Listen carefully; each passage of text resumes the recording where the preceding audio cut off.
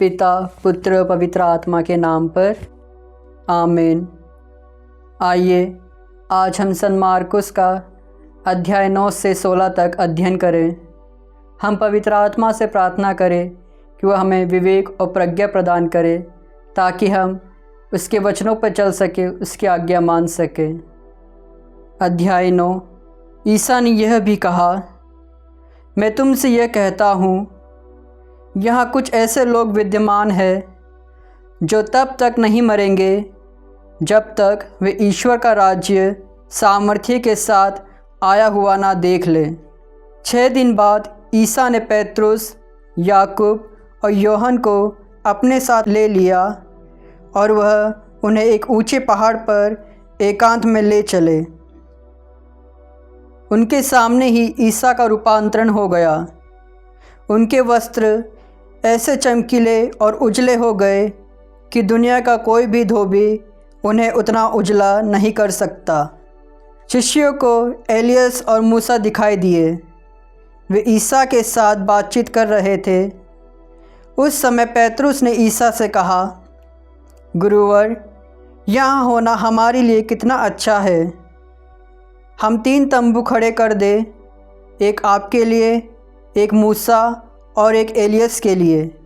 उसकी समझ में नहीं आ रहा था कि वह क्या कहे, क्योंकि वे सब बहुत डर गए थे। तब एक बादल आकर उन पर छा गया और उस बादल में से यह वाणी सुनाई दी, यह मेरा प्रिय पुत्र है, इसकी सुनो। इसके तुरंत बाद जब शिष्यों ने अपने चारों ओर दृष्टि दौड़ाई तो उन्हें ईसा के सिवा कोई और नहीं दिखाई पड़ा। ईसा ने पहाड़ से उतरते समय उन्हें आदेश दिया कि जब तक मानव पुत्र मृतकों में से ना जी उठे, तब तक तुम लोगों ने जो देखा है उसकी चर्चा किसी से नहीं करोगे। उन्होंने ईसा की यह बात मान ली, परंतु वे आपस में विचार विमर्श करते थे कि मृतकों में से जी उठने का अर्थ क्या हो सकता है। उन्होंने ईसा से पूछा, शास्त्री, यह क्यों कहते हैं कि पहले एलियस को आना है? ईसा ने उत्तर दिया, एलियस अवश्य पहले सब ठीक करने आता है। फिर मानव पुत्र के विषय में यह क्यों लिखा है कि वह बहुत दुख उठाएगा और तिरस्कृत किया जाएगा?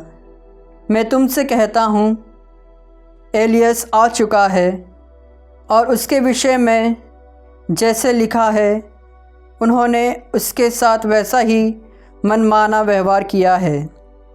जब वे शिष्यों के पास लौटे तो उन्होंने देखा कि बहुत से लोग उनके चारों ओर इकट्ठे हो गए हैं और कुछ शास्त्री उनसे विवाद कर रहे हैं। ईसा को देखते ही लोग अचंभे में पड़ गए और दौड़ते हुए उन्हें प्रणाम करने आए। ईसा ने उनसे पूछा, तुम लोग इनके साथ क्या विवाद कर रहे हो? भीड़ में से एक ने उत्तर दिया, गुरुवर, मैं अपने बेटे को जो एक गूंगे अबदूत के वश में है आपके पास ले आया हूँ। वह जहाँ कहीं उसे लगता है उसे वहीं पटक देता है और लड़का फेन उगलता है, दांत पीसता है और उसके अंग अकड़ जाते हैं। मैंने आपके शिष्यों से उसे निकालने को कहा, परंतु वे ऐसा नहीं कर सके। ईसा ने उत्तर दिया, अविश्वासी पीढ़ी, मैं कब तक तुम्हारे साथ रहूं? कब तक तुम्हें सहता रहूं? उस लड़के को मेरे पास ले आओ। वे उसे ईसा के पास ले आए। ईसा को देखते ही अबदूत ने लड़के को मरोड़ दिया। लड़का गिर गया और फेन उगलता हुआ भूमि पर लौटता रहा। ईसा ने उसके पिता से पूछा, इसे कब से ऐसा हो जाया करता है? उसने उत्तर दिया, बचपन से ही। अबदूत ने इसका विनाश करने के लिए इसे बार बार आग अथवा पानी में डाल दिया है। यदि आप कुछ कर सके तो हम पर तरस खाकर हमारी सहायता कीजिए। ईसा ने उससे कहा, यदि आप कुछ कर सके, विश्वास करने वाले के लिए सब कुछ संभव है। इस पर लड़के के पिता ने पुकार कर कहा, मैं विश्वास करता हूँ, मेरे अल्प विश्वास की कमी पूरी कीजिए। ईसा ने देखा कि भीड़ बढ़ती जा रही है, इसलिए उन्होंने अशुद्ध आत्मा को यह कहते हुए डांटा, बहरे गूंगे आत्मा, मैं तुझे आदेश देता हूँ, इससे निकल जा और इसमें फिर कभी नहीं घुसना। अब दो चिल्लाकर और लड़के को मरोड़कर उससे निकल गया। लड़का मुर्दा सा पड़ा रहा, इसलिए बहुत से लोग कहते थे, यह मर गया है। परंतु ईसा ने उसका हाथ पकड़कर उसे उठाया और वह खड़ा हो गया। जब ईसा घर पहुँचे तो उनके शिष्यों ने एकांत में उनसे पूछा, हम लोग उसे क्यों नहीं निकाल सके?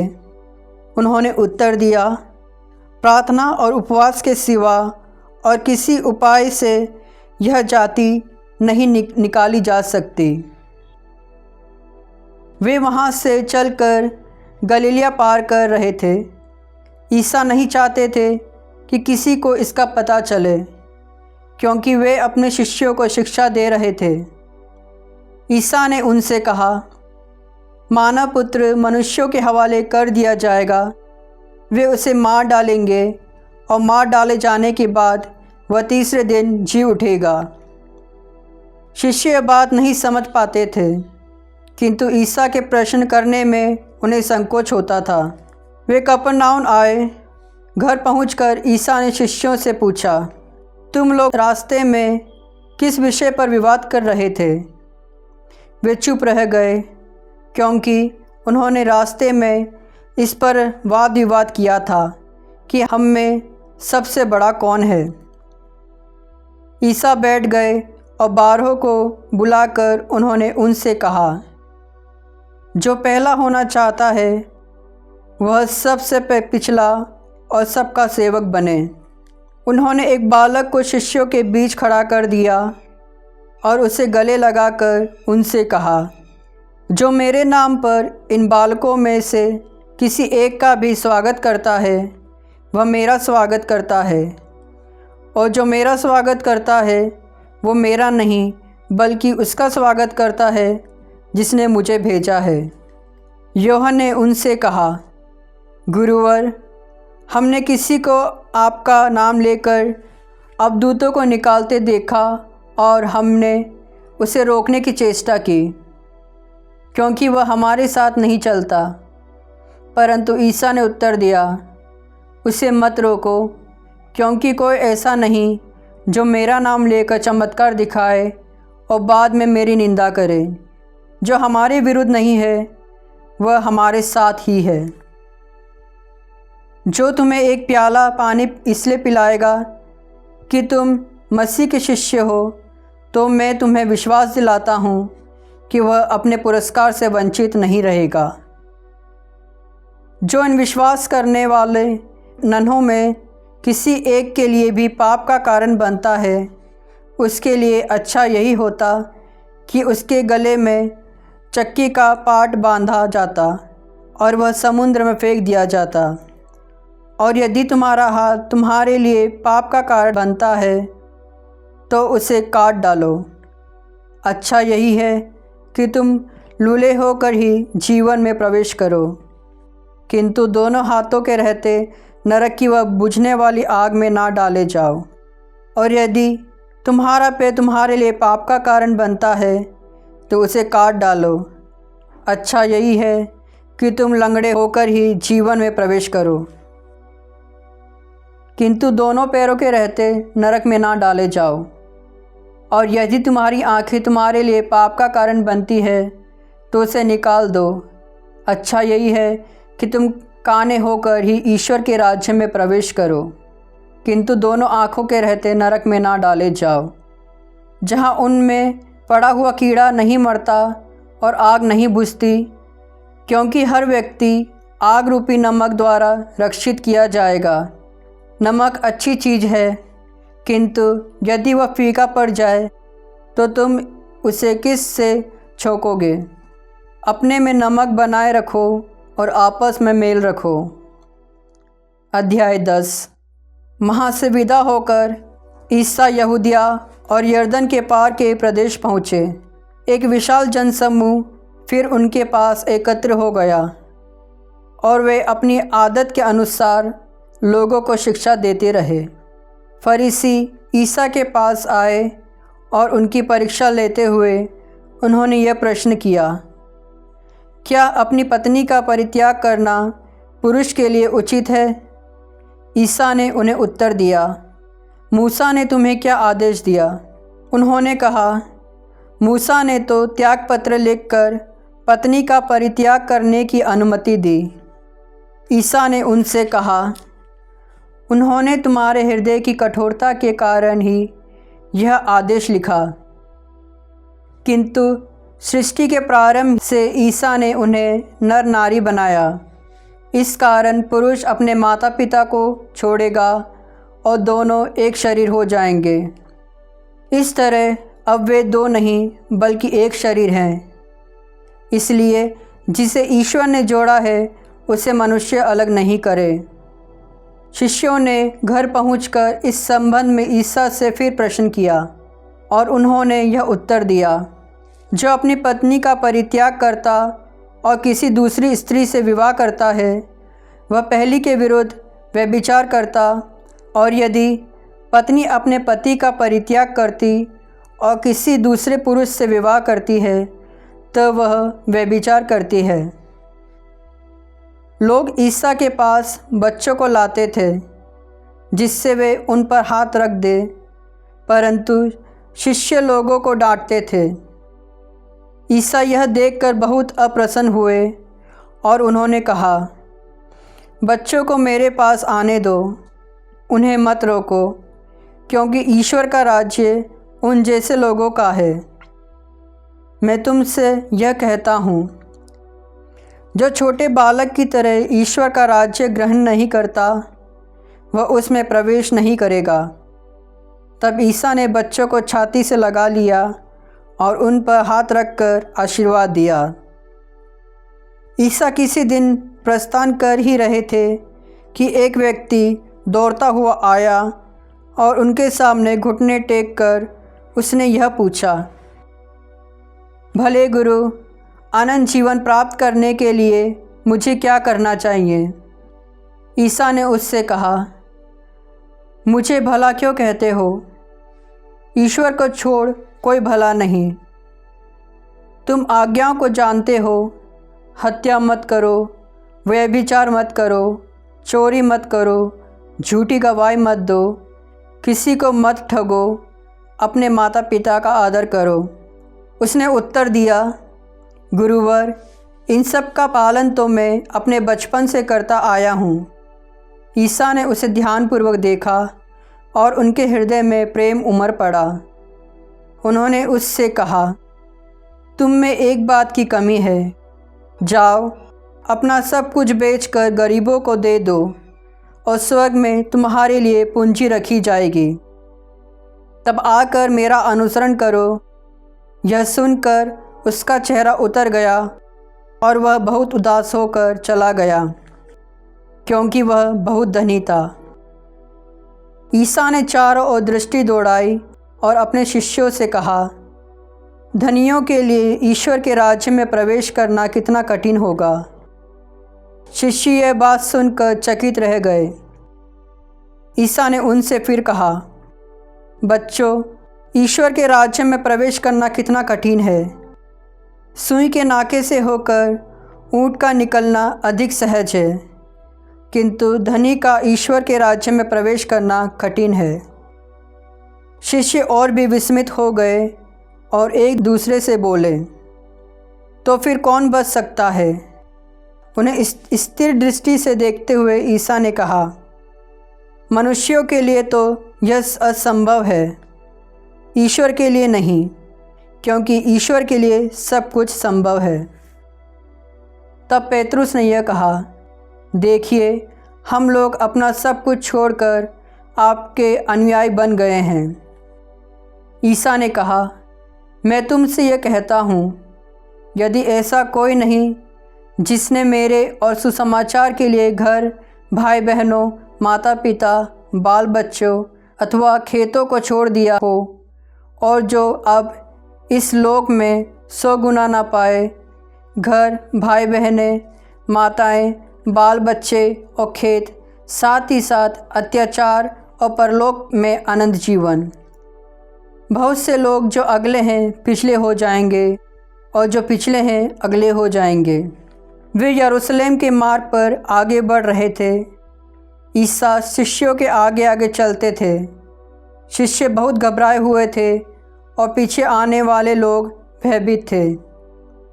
ईसा बाहरों को फिर अलग ले जाकर उन्हें बताने लगे कि मुझ पर क्या क्या बीतेगी।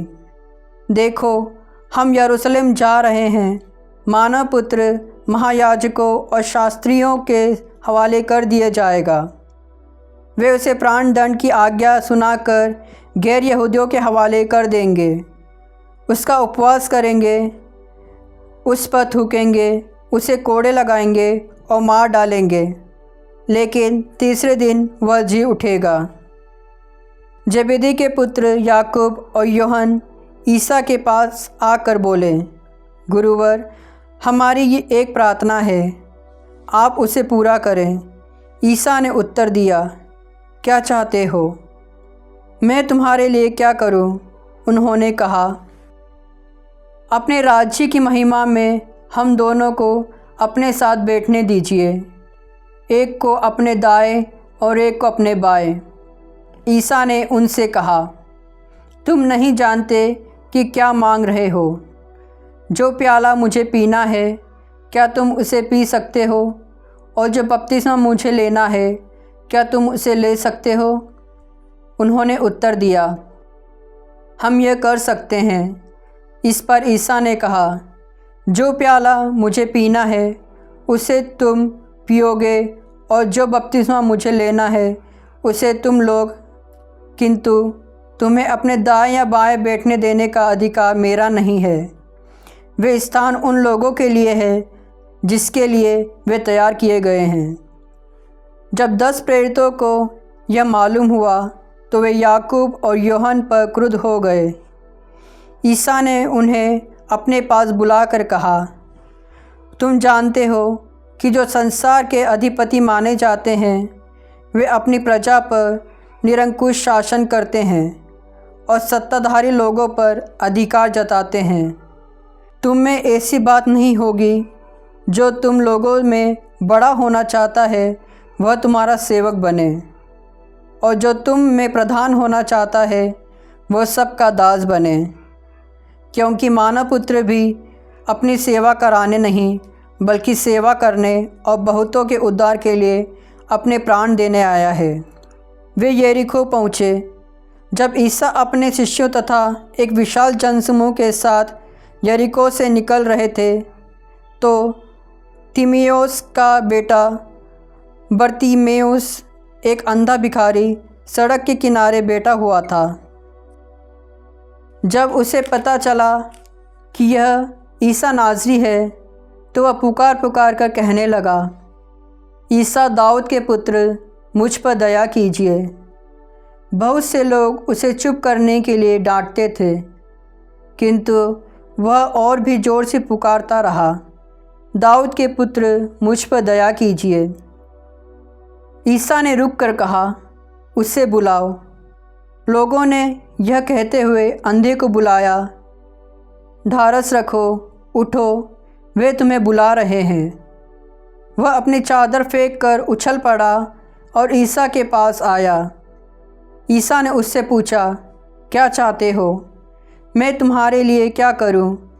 अंधे ने उत्तर दिया, गुरुवर, मैं फिर देख सकूं। ईसा ने उससे कहा, जाओ, तुम्हारे विश्वास ने तुम्हारा उद्धार किया है। उसी क्षण उसकी दृष्टि लौट आई और वह मार्ग में ईसा के पीछे हो लिया। अध्याय 11।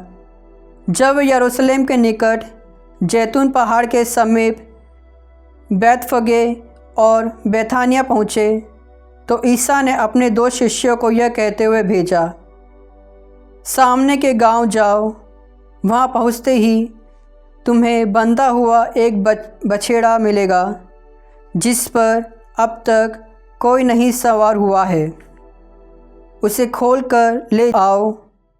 यदि कोई तुमसे कहे यह क्या कर रहे हो, तो यह कह देना, प्रभु को इसकी ज़रूरत है, वह इसे शीघ्र ही वापस भेज देंगे।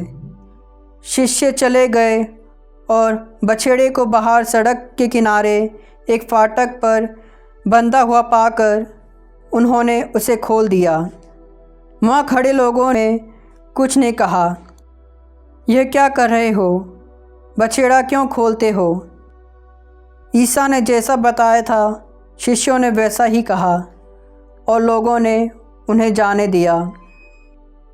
उन्होंने बछड़े को ईश्वर के पास ले आकर उस पर अपने कपड़े बिछा दिए और ईसा सवार हो गए। बहुत से लोगों ने अपने कपड़े रास्ते में बिछा दिए। कुछ लोगों ने खेतों में हरी भरी डालियाँ काट कर फैला दी। ईसा के आगे आगे जाते हुए और पीछे पीछे आते हुए लोग यह नारा लगा रहे थे, होसाना, धन्य है वह जो प्रभु के नाम पर आते हैं। धन्य है हमारे पिता दाऊद का आने वाला राज्य, सर्वोच्च स्वर्ग में होसाना। ईसा ने यरूशलेम पहुंचकर मंदिर में प्रवेश किया। वहाँ सब कुछ अच्छी तरह देखकर वह अपने शिष्यों के साथ बेथानिया चले गए, क्योंकि संध्या हो चली थी। दूसरे दिन जब वे बेथानिया से आ रहे थे तो ईसा को भूख लगी। वे कुछ दूरी पर एक पत्तेदार अंजीर का पेड़ देखकर उसके पास गए कि शायद उस पर कुछ फल मिले, किंतु पास आने पर उन्होंने पत्तों के सिवा और कुछ नहीं पाया, क्योंकि वह अंजीर का मौसम नहीं था। ईसा ने पेड़ से कहा, फिर कभी कोई तेरे फल ना खाए। उनके शिष्यों ने उन्हें कहते सुना। वे यरूशलेम पहुँचे। मंदिर में प्रवेश कर ईसा वहाँ से बेचने और ख़रीदने वालों को बाहर निकालने लगे। उन्होंने सराफों की मेज़ें और कबूतर बेचने वालों की चौकियाँ उलट दी और वे किसी को भी घड़ा लिए मंदिर से होकर आने जाने नहीं देते थे। उन्होंने लोगों को शिक्षा देते हुए कहा, क्या यह नहीं लिखा है, मेरा घर सब राष्ट्रों के लिए प्रार्थना का घर कहलाएगा? परंतु तुम लोगों ने उस लुटेरे का अड्डा बनाया है।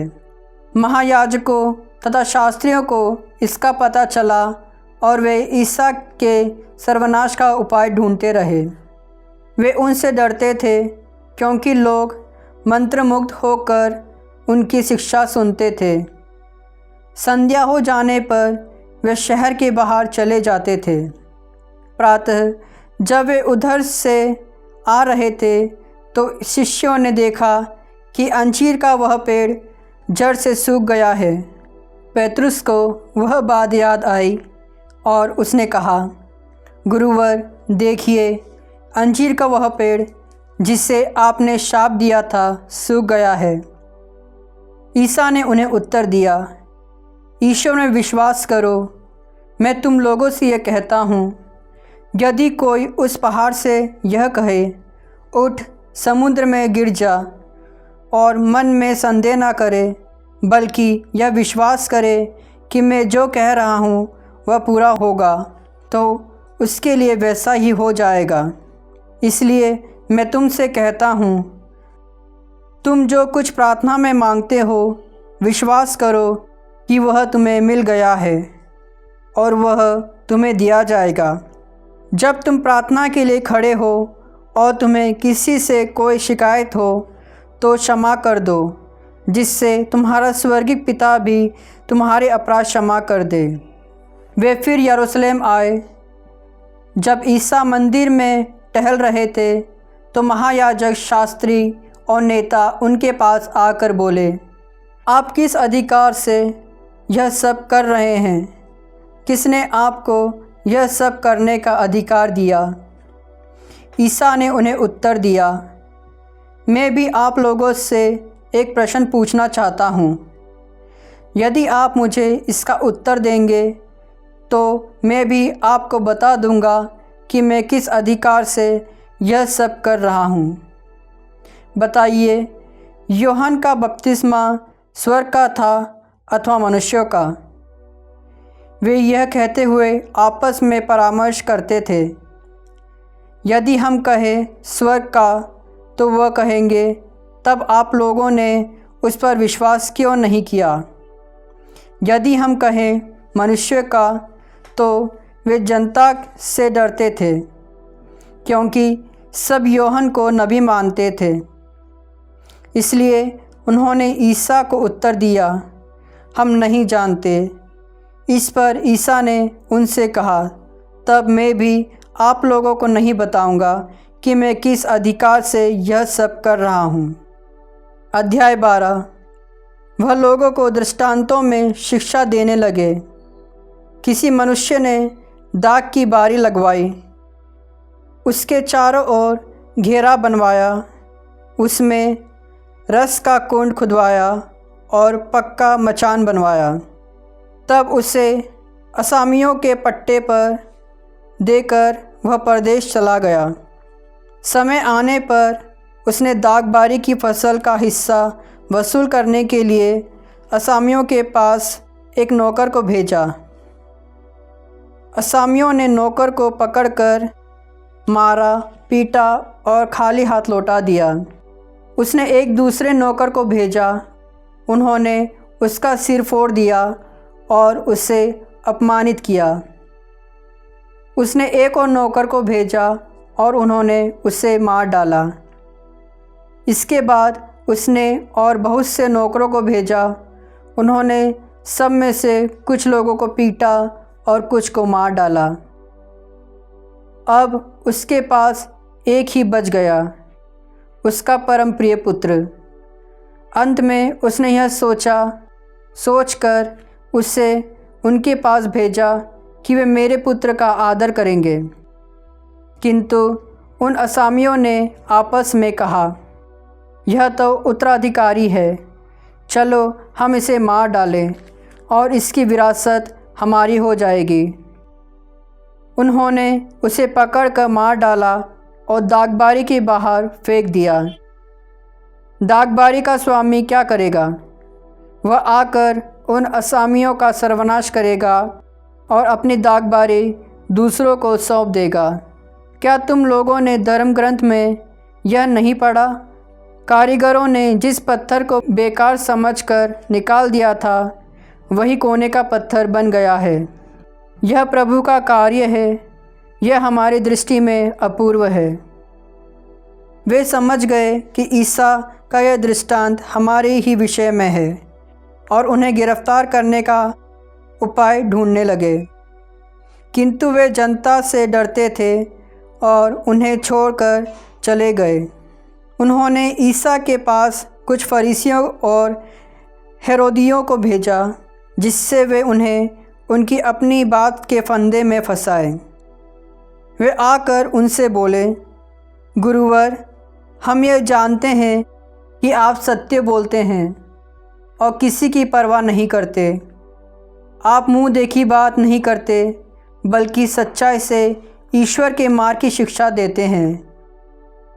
कैसर को कर देना उचित है या नहीं, हम दे या नहीं दे?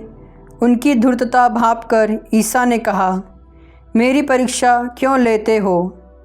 एक दिनार लाकर मुझे दिखलाओ। वे एक दिनार लाए और ईसा ने उनसे पूछा, यह किसका चेहरा और किसका लेख है? उन्होंने उत्तर दिया, कैसर का। इस पर ईसा ने उनसे कहा, जो कैसर का है उसे कैसर को दो और जो ईश्वर का है उसे ईश्वर को। यह सुनकर वे बड़े अचंभे में पड़ गए। इसके बाद सदूकी उनके पास आए। उनकी धारणा है कि पुनरुत्थान नहीं होता। उन्होंने ईसा के सामने यह प्रश्न रखा, गुरुवर, मूसा ने हमारे लिए यह नियम बनाया, यदि किसी का भाई अपनी पत्नी के रहते निसंतान मर जाए तो वह उसकी विधवा को ब्याह कर अपने भाई के लिए संतान उत्पन्न करे। 7 भाई थे। पहले ने विवाह किया और वह निसंतान मर गया। दूसरा उसकी विधवा को ब्याह कर निसंतान मर गया। तीसरे के साथ भी वही हुआ और 7 भाई निसंतान मर गए। सबों के बाद वह स्त्री भी मर गई। जब वे पुनरुत्थान में जी उठेंगे तो वह किसकी पत्नी होगी? वह तो 7 की पत्नी रह चुकी है। ईसा ने उन्हें उत्तर दिया, कहीं तुम लोग इसलिए तो भ्रम में नहीं पड़े हुए हो कि तुम ना तो धर्म ग्रंथ जानते हो और ना ईश्वर का सामर्थ्य। क्योंकि जब वे मृतकों में से जी उठते हैं तब ना तो पुरुष विवाह करते और ना स्त्रियां विवाह में दी जाती है, बल्कि वे स्वर्गदूतों के सदृश होते हैं। जहाँ तक पुनरुत्थान का प्रश्न है, क्या तुम लोगों ने मूसा के ग्रंथ में झाड़ी की कथा में यह नहीं पढ़ा कि ईश्वर ने मूसा से कहा, मैं इब्राहिम का ईश्वर, इसहाक का ईश्वर और याकूब का ईश्वर हूँ। वह मृतकों का नहीं, जीवितों का ईश्वर है। यह तुम लोगों का भारी भ्रम है। तब एक शास्त्री ईसा के पास आया। उसने यह विवाद सुना था और यह देखकर कि ईसा ने सदूकियों को ठीक उत्तर दिया, उसने पूछा, सबसे पहली आज्ञा कौन सी है? ईसा ने उत्तर दिया, पहली आज्ञा यह है, इस्राएल सुनो, हमारा प्रभु ईश्वर एकमात्र प्रभु है। अपने प्रभु ईश्वर को अपने सारे हृदय, अपनी सारी आत्मा, अपनी सारी बुद्धि और सारी शक्ति से प्यार करो। दूसरी आज्ञा यह है, अपने पड़ोसी को अपने समान प्यार करो। इनसे बड़ी कोई आज्ञा नहीं। शास्त्री ने उनसे कहा, ठीक है गुरुवर, आपने सच कहा है। एक ही ईश्वर है, उसके सिवा और कोई नहीं है। उसे अपने सारे हृदय, अपनी सारी बुद्धि और अपनी सारी शक्ति से प्यार करना और अपने पड़ोसी को अपने समान प्यार करना, यह हर प्रकार के होम और बलिदान से बढ़कर है। ईसा ने उसका विवेकपूर्ण उत्तर सुनकर उससे कहा, तुम ईश्वर के राज्य से दूर नहीं हो। इसके बाद किसी को ईसा से और प्रश्न करने का साहस नहीं हुआ। ईसा ने मंदिर में शिक्षा देते समय यह प्रश्न उठाया, शास्त्री लोग कैसे कह सकते हैं कि मसीह दाऊद के पुत्र हैं? दाऊद ने स्वयं पवित्र आत्मा की प्रेरणा से कहा, प्रभु ने मेरे प्रभु से कहा, तुम तब तक मेरे दाहिने बैठे रहो जब तक मैं तुम्हारे शत्रुओं को तुम्हारे पैरों तले ना डाल दूं। दाऊद स्वयं उन्हें प्रभु कहते हैं, तो वह उनके पुत्र कैसे हो सकते हैं? एक विशाल जनसमूह बड़ी रुचि से ईसा की बातें सुन रहा था। ईसा ने शिक्षा देते समय कहा, शास्त्रियों से सावधान रहो। लंबे लबादे पहनकर टहलने जाना, बाज़ारों में प्रणाम सुनना, सभागृहों में प्रथम आसनों पर और भोजों में प्रथम स्थानों पर विराजमान होना, यह सब उन्हें बहुत पसंद है। वे विधवाओं की संपत्ति चट कर जाते और दिखावे के लिए लंबी लंबी प्रार्थनाएं करते हैं। उन लोगों को बड़ी कठोर दंडाज्ञा मिलेगी। ईसा खजाने के सामने बैठकर लोगों को उसमें सिक्के डालते हुए देख रहे थे। बहुत से धनी बहुत दे रहे थे। एक कंगाल विधवा आई और उसने 2 अधेले अर्थात 1 पैसा डाल दिया। इस पर ईसा ने अपने शिष्यों को बुलाकर कहा, मैं तुमसे यह कहता हूँ, खजाने में पैसे डालने वालों में से इस विधवा ने सबसे अधिक डाला है, क्योंकि सब ने अपनी समृद्धि से कुछ डाला है, परंतु इसने तंगी में रहते हुए भी जीविका के लिए अपने पास जो कुछ था वह सब दे डाला। अध्याय 13। ईसा मंदिर से निकल रहे थे कि उनके शिष्यों में एक ने उनसे कहा, गुरुवर, देखिए ये बड़े बड़े पत्थर, ये बड़ी बड़ी इमारतें। ईसा ने उसे उत्तर दिया, तुम ये बड़ी बड़ी इमारतें देख रहे हो ना? यहाँ एक पत्थर पर दूसरा पत्थर पड़ा नहीं रहेगा, सब ढा दिया जाएगा। जब ईसा जैतून पहाड़ पर पहुंचकर मंदिर के सामने बैठ गए तो पेत्रुस, याकूब, योहन और अंद्रेस ने एकांत में उनसे पूछा, हमें बताइए यह कब होगा और किस चिन्ह से पता चलेगा कि यह सब पूरा होने को है? ईसा अपने शिष्यों से यह कहने लगे, सावधान रहो, तुम्हें कोई नहीं बहकाएगा, क्योंकि बहुत से लोग मेरा नाम लेकर आएंगे और कहेंगे मैं वही हूँ, और वे बहुतों को बहका देंगे। जब तुम युद्धों की चर्चा सुनोगे और युद्धों के बारे में अफवाहें सुनोगे तो नहीं घबराओगे, क्योंकि ऐसा हो जाना अनिवार्य है, परंतु यही अंत नहीं है। राष्ट्र के विरुद्ध राष्ट्र उठ खड़ा होगा और राज्य के विरुद्ध राज्य। जहाँ तहाँ भूकंप और अकाल होते रहेंगे। यह सब विपत्तियों का आरंभ मात्र होगा। सावधान रहो, लोग तुम्हें अदालतों के हवाले कर देंगे, तुम्हें सभागृहों में कोड़े लगाएंगे। तुम मेरे कारण शासकों और राजाओं के सामने पेश किए जाओगे, जिससे तुम मेरे विषय में उन्हें साक्ष्य दे सको, क्योंकि यह आवश्यक है कि पहले सभी राष्ट्रों में सुसमाचार का प्रचार किया जाए। जब वे तुम्हें अदालत के हवाले करने ले जा रहे हैं तो यह चिंता ना करो कि हम क्या कहेंगे। समय आने पर जो शब्द दिए जाएंगे उन्हें कह दो, क्योंकि बोलने वाले तुम नहीं हो बल्कि पवित्र आत्मा है। भाई अपने भाई को मृत्यु के हवाले कर देगा और पिता अपने संतान को। संतान अपने माता पिता के विरुद्ध उठ खड़ी होगी और उन्हें मरवा डालेगी। मेरे नाम के कारण सब लोग तुमसे बैर करेंगे, किंतु जो अंत तक धीर बना रहेगा उसे मुक्ति मिलेगी। जब तुम लोग वहाँ उजाड़ का भीभत्स दृश्य देखोगे जहाँ उसका होना उचित नहीं है, पढ़ने वाला समझ ले, तो जो लोग यहूदिया में हो वे पहाड़ों पर भाग जाएंगे। जो छत पर हो वह अपना सामान लेने नीचे उतरकर घर के अंदर ना जाए। जो खेत में हो वह अपनी चादर ले आने के लिए ना लौटें। उनके लिए शौक जो उन दिनों गर्भवती या दूध पिलाती होगी, प्रार्थना करो कि यह सब जाड़े के समय घटित ना हो, क्योंकि उन दिनों वैसा घोर संकट होगा जैसा ईश्वर की दृष्टि में उस संसार के प्रारंभ से अब तक कभी हुआ है और ना कभी होगा।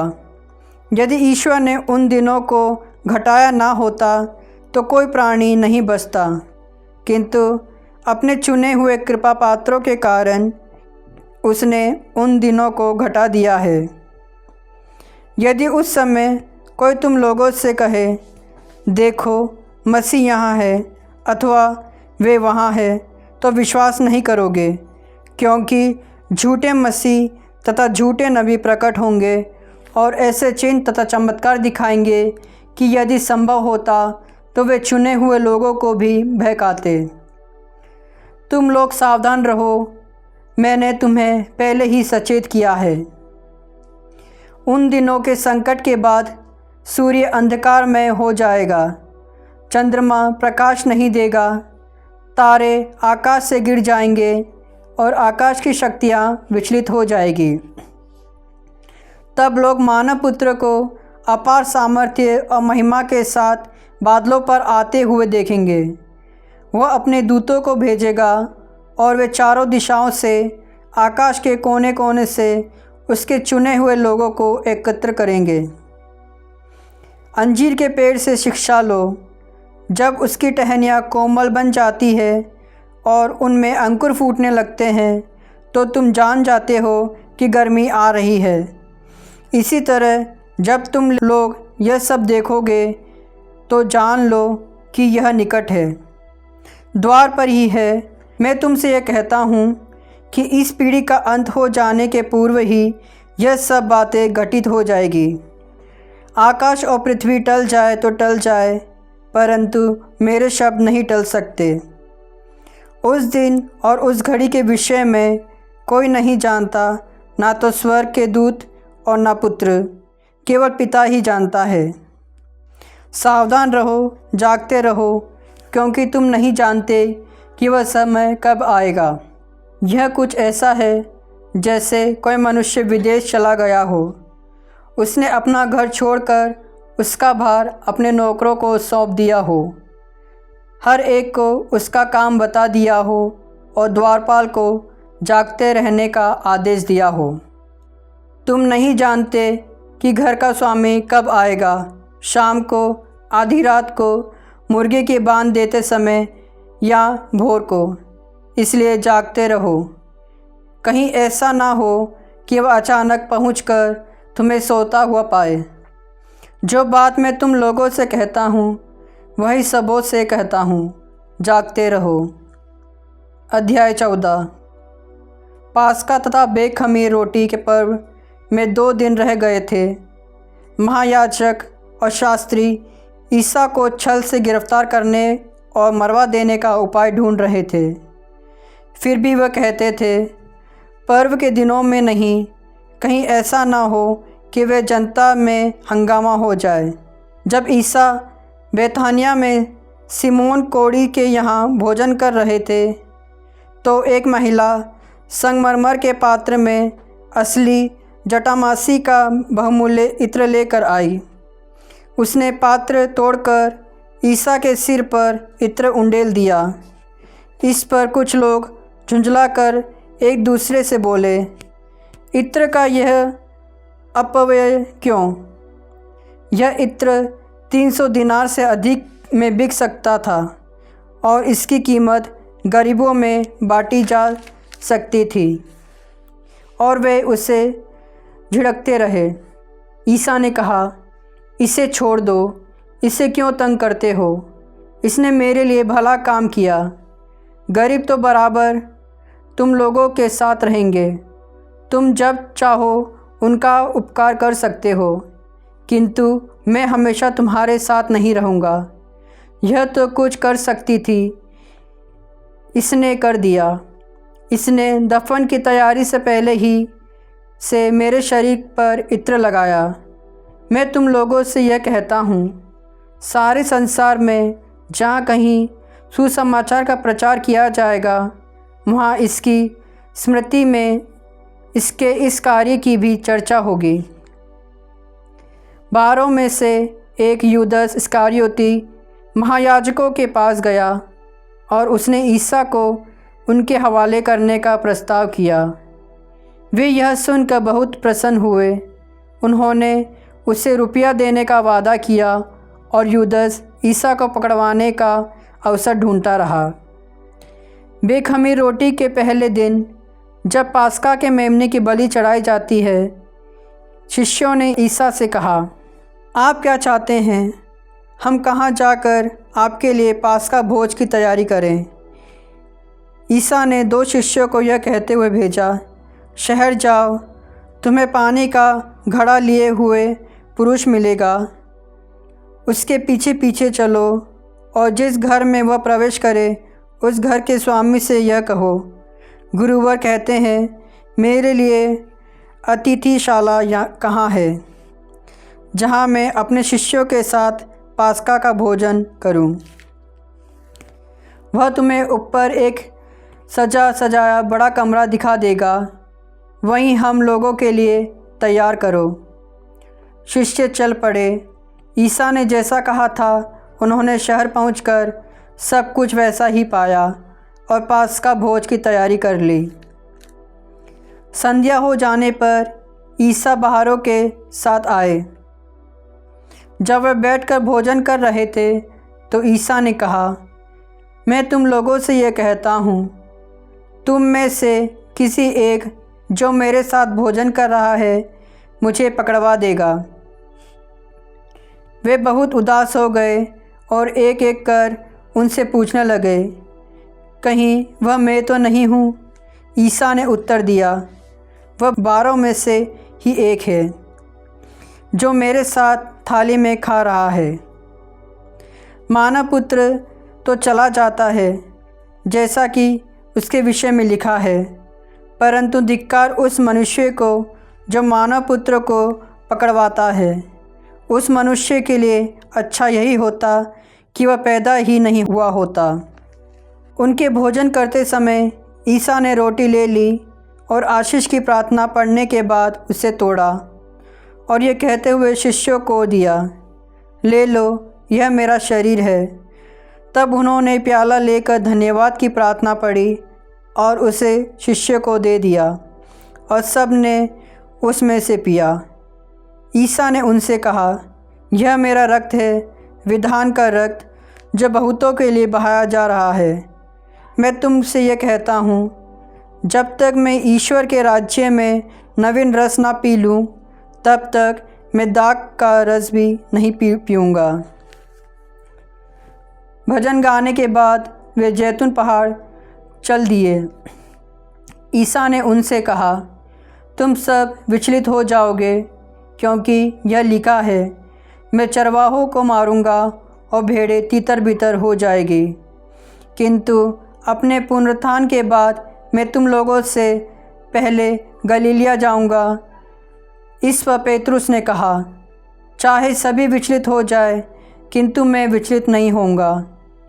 ईसा ने उत्तर दिया, मैं तुमसे ये कहता हूँ, आज इसी रात को मुर्गे के 2 बार बांग देने से पहले ही तुम मुझे 3 बार अस्वीकार करोगे।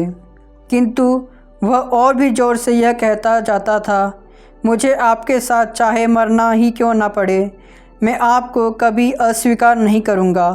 और सभी शिष्य यही कहते थे। वे गेत्सेमनी नामक बारी पहुँचे। ईसा ने अपने शिष्यों से कहा, तुम लोग यहाँ बैठे रहो, मैं तब तक प्रार्थना करूँगा। वे पेतरुस, याकूब और यूहन्ना को अपने साथ ले गए।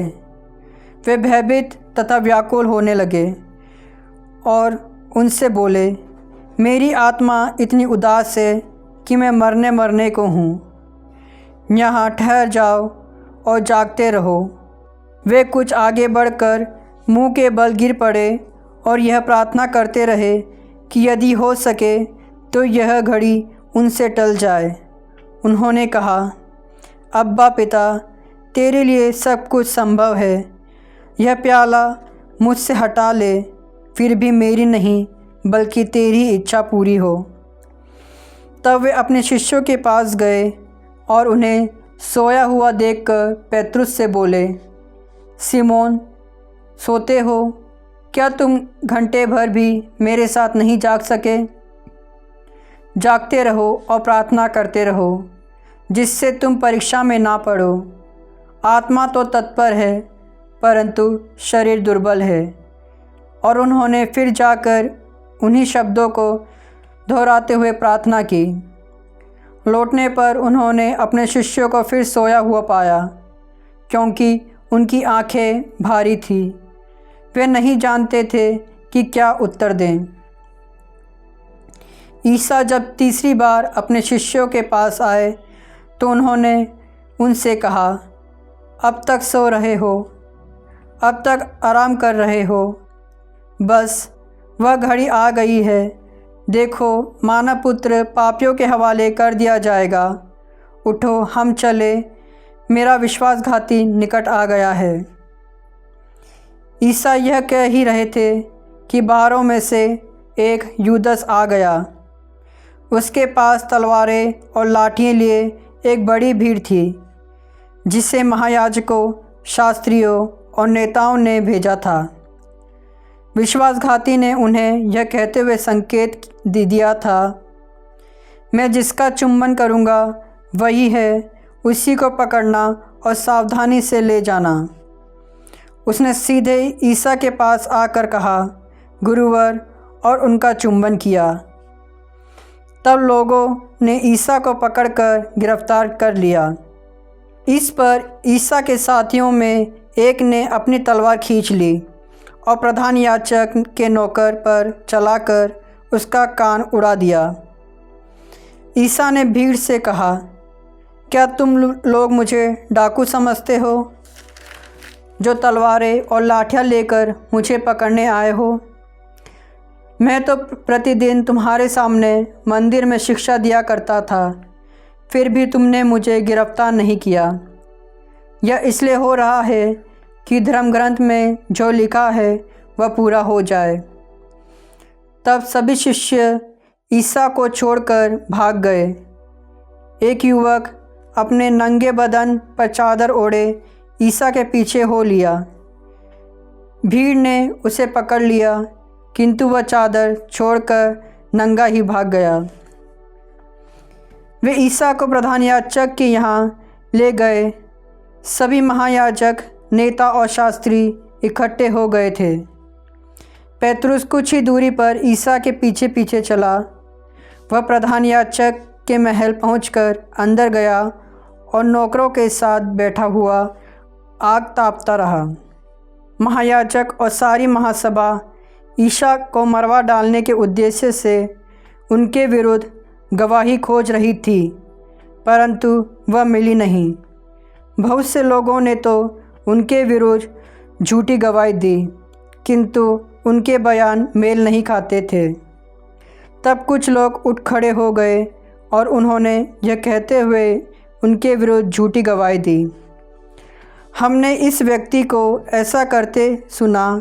मैं हाथ का बनाया हुआ यह मंदिर ढा दूंगा और 3 दिनों के अंदर एक दूसरा खड़ा करूंगा, जो हाथ का बनाया हुआ नहीं होगा।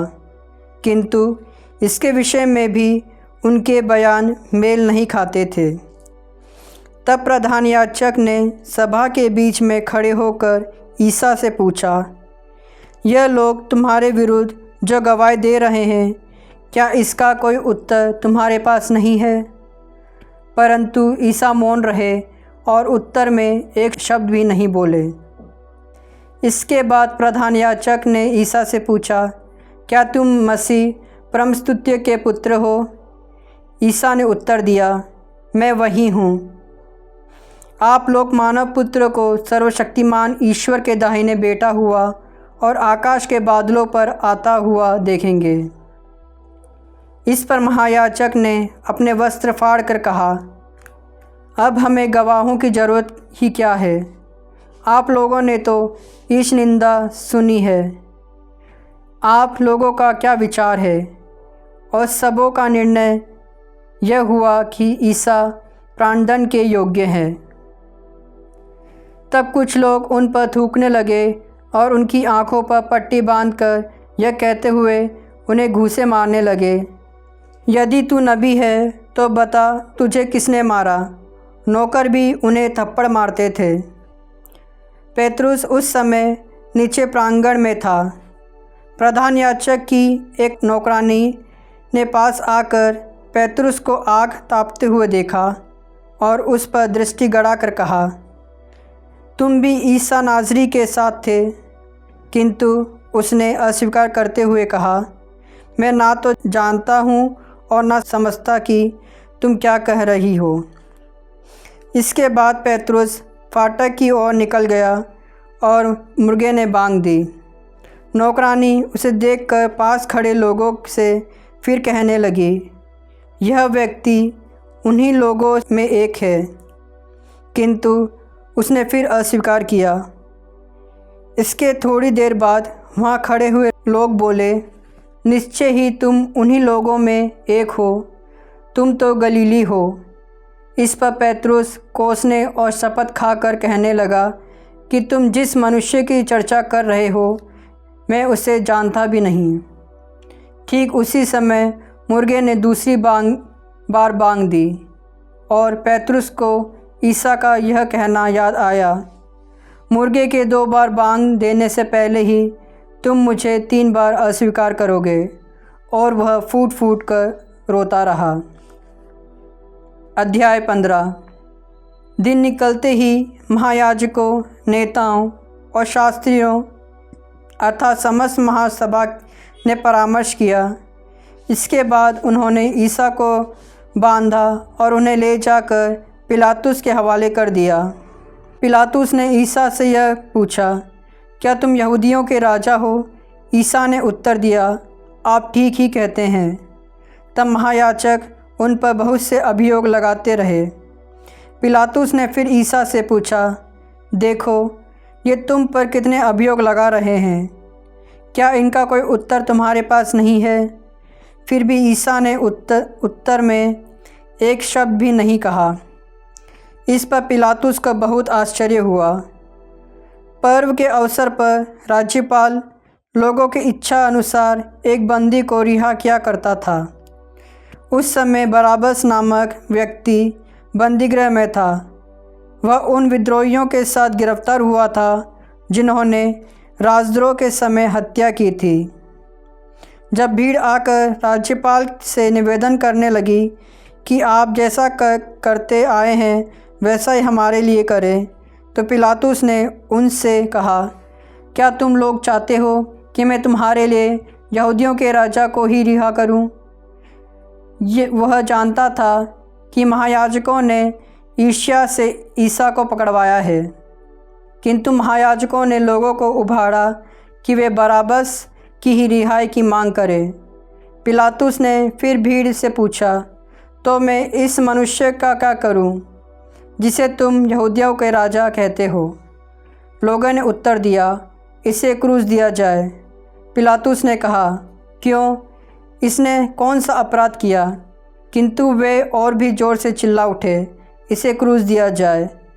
तब पिलातुस ने भीड़ की मांग पूरी करने का निश्चय किया।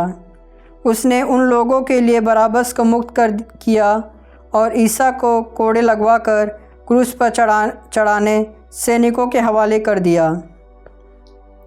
इसके बाद सैनिकों ने ईसा को राज्यपाल के भवन के अंदर ले जाकर उनके पास सारी पलटन एकत्र कर ली। उन्होंने ईसा को लाल चोगा पहनाया और कांटों का मुकुट गूंथ कर उनके सिर पर रख दिया। तब वे यह कहते हुए उनका अभिवादन करने लगे, यहूदियों के राजा प्रणाम। वे उनके सिर पर सरकंडा मारते थे, उन पर थूकते और उनके सामने घुटने टेकते हुए उन्हें प्रणाम करते थे। उनका उपहास करने के बाद उन्होंने चोगा उतार कर उन्हें उनके निजी कपड़े पहना दिए। वे ईसा को क्रूस पर चढ़ाने के लिए शहर के बाहर ले चले। उन्होंने कुरेने निवासी सीमोन, सिकंदर और रूफुस के पिता को, जो खेत से लौट रहा था, ईसा का क्रूस उठाकर चलने के लिए बाध्य किया। वे ईसा को गोलगोता अर्थात खोपड़ी की जगह ले गए। वहाँ लोग ईसा को गंधरस मिली अंगूरी पिलाना चाहते थे, किंतु उन्होंने उसे अस्वीकार किया। उन्होंने ईसा को क्रूस पर चढ़ाया और किसे क्या मिले इसके लिए चिट्ठी डालकर उनके कपड़े बांट लिए। जब उन्होंने ईसा को क्रूस पर चढ़ाया, उस समय पहला पहर बीत चुका था। दोषपत्र इस प्रकार था, यहूदियों का राजा। ईसा के साथ ही उन्होंने 2 डाकुओं को क्रूस पर चढ़ाया, एक को उनके दाएं और दूसरे को उनके बाएं। इस प्रकार धर्मग्रंथ का यह कथन पूरा हो गया। उसकी गिनती कुकर्मियों में हुई। उधर से आने जाने वाले लोग ईसा की निंदा करते और सिर हिलाते हुए यह कहते थे, ए मंदिर ढाने वाले और 3 दिनों के अंदर उसे फिर बना देने वाले, क्रूस से उतरकर अपने को बचा। महायाजक और शास्त्री भी उनका उपवास करते हुए आपस में यह कहते थे, इसने दूसरों को बचाया किंतु यह अपने को नहीं बचा सकता। यह तो मसीह इस्राएल का राजा है। अब यह क्रूस से उतरे जिससे हम देखकर विश्वास करें। जो ईसा के साथ क्रूस पर चढ़ाए गए थे वे भी उनका उपवास करते थे। दोपहर से तीसरे पहर तक पूरे प्रदेश पर अंधकार छाया रहा। तीसरे पहर ईसा ने ऊंचे स्वर से पुकारा, एलोय एलोय लामा सबक्तानी। इसका अर्थ है, मेरे ईश्वर, तूने मुझे क्यों त्याग दिया है। यह सुनकर पास खड़े लोगों में से कुछ ने कहा, देखो, यह एलियस को बुला रहा है। उनमें से एक ने दौड़कर पनसोख्ता खट्टी अंगूरी में डुबाया, उसे सरकंडे में लगाया और यह कहते हुए ईसा को पीने को दिया, रहने दो, देखे एलियस इसे उतारने आता है या नहीं। तब ईसा ने ऊंचे स्वर से पुकार कर प्राण त्याग दिए। मंदिर का पर्दा ऊपर से नीचे तक फटकर 2 टुकड़े हो गया। शतपति ईसा के सामने खड़ा था। वह उन्हें इस प्रकार प्राण त्यागते देखकर बोल उठा, निश्चय ही यह मनुष्य ईश्वर का पुत्र था। वहाँ कुछ नारियां भी दूर से देख रही थी। उनमें मरियम मगदलेना, छोटे याकूब और यूसुफ की माता मरियम और सलोमी थी। जब ईसा गलीलिया में थे, वे उनके साथ रहकर उनकी सेवा परिचर्या करती थी। बहुत सी अन्य नारियां भी थी जो उनके साथ यरूशलेम आई थी। अब संध्या हो गई थी। उस दिन शुक्रवार था, अर्थात विश्राम दिवस के पहले का दिन। इसलिए अरिमतिया का यूसुफ, महासभा का एक सम्मानित सदस्य जो ईश्वर के राज्य की प्रतीक्षा में था, आया। वह निर्भय होकर पिलातुस के यहाँ गया और उसने ईसा का शव मांगा। पिलातुस को आश्चर्य हुआ कि वह इतने शीघ्र मर गए हैं। उसने शतपति को बुलाकर पूछा कि क्या वे मर चुके हैं, और शतपति से इसकी सूचना पाकर यूसुफ को शव दिलवाया।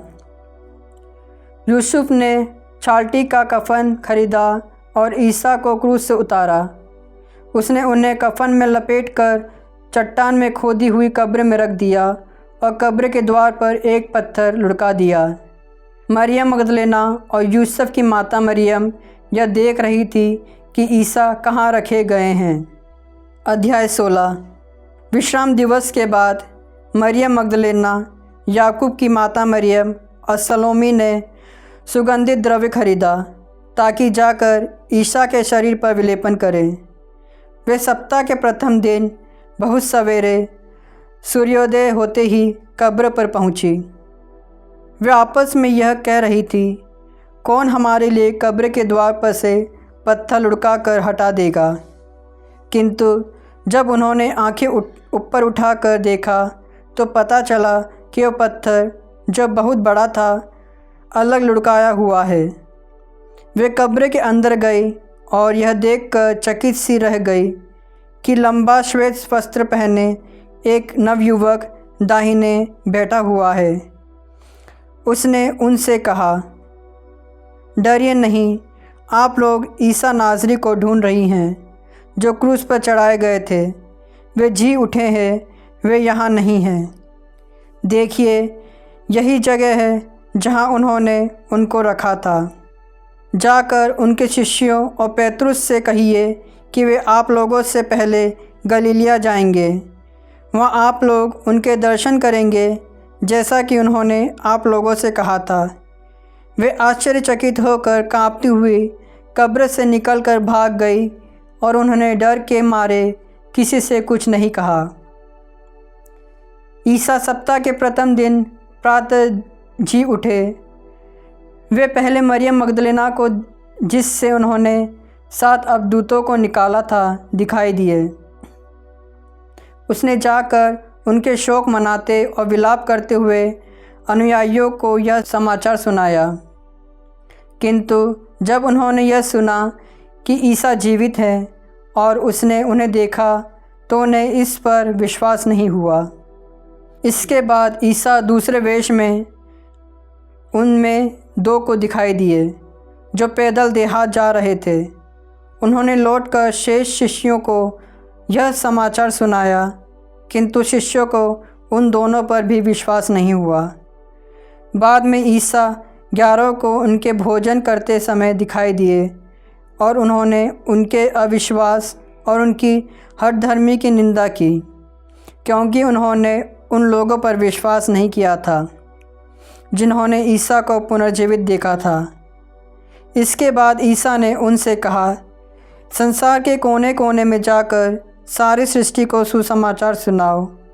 जो विश्वास करेगा और बपतिस्मा ग्रहण करेगा उसे मुक्ति मिलेगी। जो विश्वास नहीं करेगा वह दोषी ठहराया जाएगा। विश्वास करने वाले यह चमत्कार दिखाया करेंगे। वे मेरा नाम लेकर अवदूतों को निकालेंगे, नवीन भाषाएं बोलेंगे और सांपों को उठा लेंगे।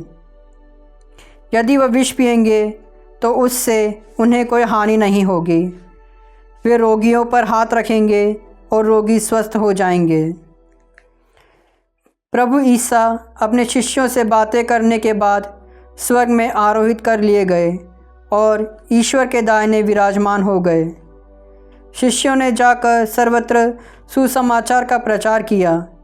प्रभु उनकी सहायता करते रहे और साथ साथ घटित होने वाले चमत्कारों द्वारा उनकी शिक्षा को प्रमाणित करते रहे। यह प्रभु की वाणी है। ईश्वर को धन्यवाद। पिता, पुत्र, पवित्र आत्मा के नाम पर आमीन।